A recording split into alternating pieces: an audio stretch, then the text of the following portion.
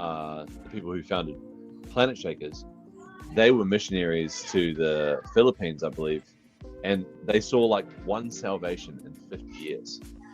But they raised their kids in that environment, that faith environment, and then in raising their kids in that environment, that led to their kids having massive fruit in Australia. And now people in that movement have moved to Nashville, and now they've got massive numbers fruit going on there.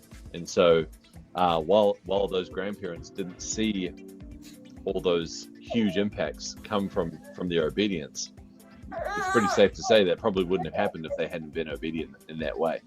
So it's sometimes when we're serving the small numbers, like who knows who we've impacted, who knows, God knows, and that's what really matters. So what's going to come from our obedience is it's hard to measure.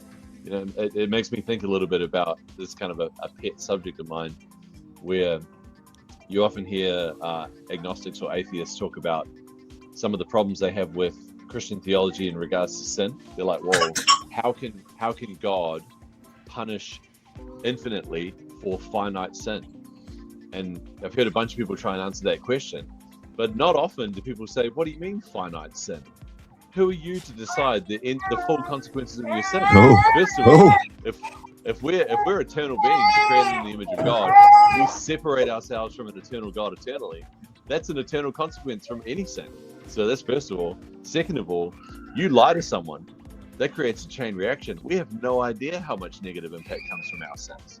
So that question there gets my blood boiling in a righteous way, I think, where I'm like, hold on a minute.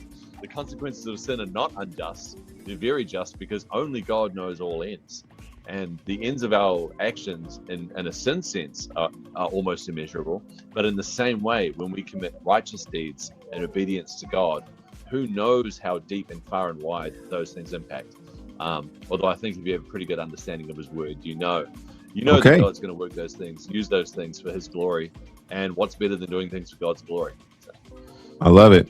And so as we get ready to close out here, if you're watching the show today and you just happen to stumble upon the show, or the algorithm somehow kicked it over to you and you're like, hey, I'm enjoying this conversation, but I'm maybe an atheist, or maybe somebody that's young in my discipleship that has had that question before.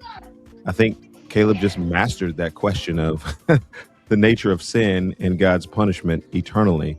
And so now that question and the answer to that is your daddy. It's time to ask yourself, who's your daddy now?